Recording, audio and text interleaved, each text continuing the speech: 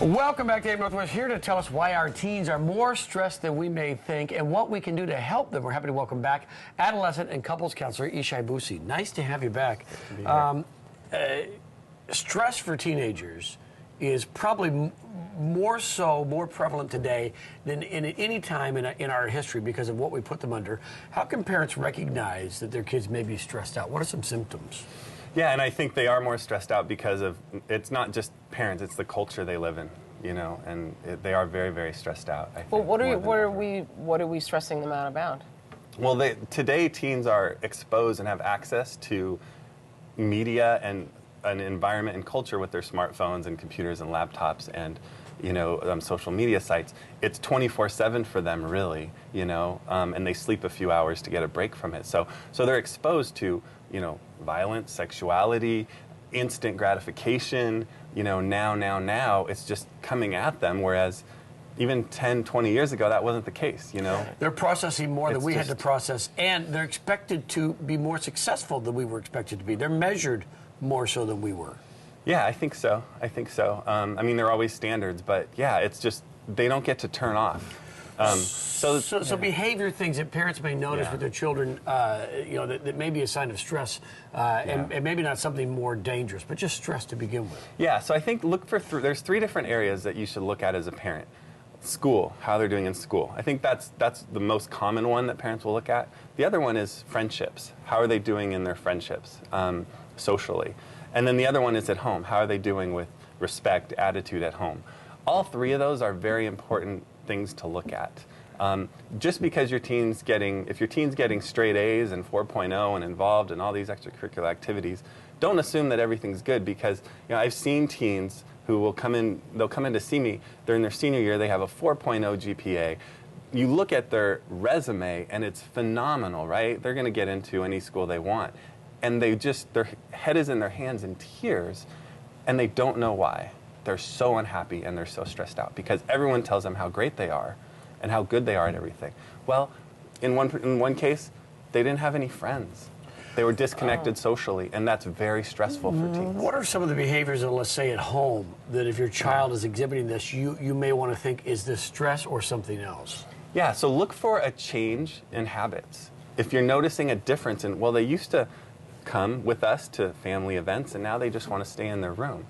Or they're not sleeping as much as they're up in the middle of the night. Or they're snippy. They're really snippy, and I don't understand. It's different. Every kid in North America, but I said a change in habit, a little more snippy than usual. Could they maybe call in? You know, they don't want to go to school. Yeah, their stomach's hurting maybe, and it just seems off. You know, I think parents need to trust their gut more than they do. They don't often trust themselves.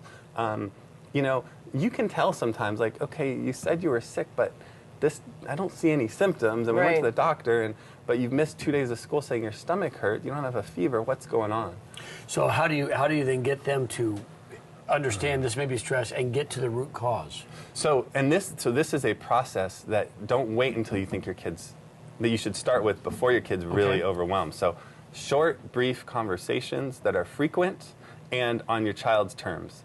Teens are only open for business at certain times. You need to know what their timing is, when is a good time to approach them, and keep it brief and frequent. Teenagers live in a soundbite world. It's quick, it's short, and just ongoing. Check in with them in the car, at night, whatever. How are you? You seem a little off. You know, if anything's bothering you, like, let's talk about it. And if you don't want to talk about it with us, like, let's find someone for you to talk to about it. How would you find the best time to talk? You said everyone has their own time. Yeah. Is it the quiet time in the car? I mean, is that the most common time? Or? That is very common. That's very common. And you got to know your own kid. You know, sometimes it's doing something together in the kitchen and you're chatting, you know.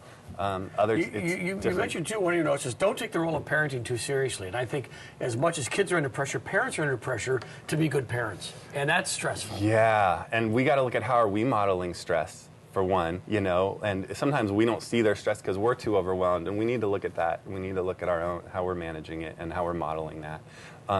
And then, yeah, we need to, I think, lighten up and have fun. I could see you doing, I mean, this is, Yeah, with your... my daughter told me last night I'm uptight. I'm not the fun parent people think I am. Yeah.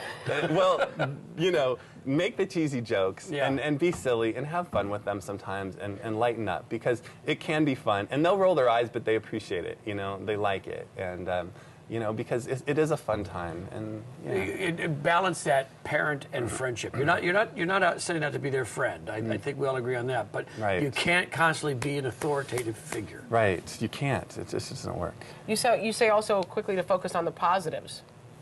Yeah, so notice what they're doing well, but also really pay attention to their character traits, their qualities. Because like the example I gave you of the 18-year-old who's a senior who's coming in and, she was so focused on external things. She forgot about her integrity, her character, her hard work, her kindness, her, all of these really important qualities. She was focused on, the results on her, and she lost sight of just the core of who she was.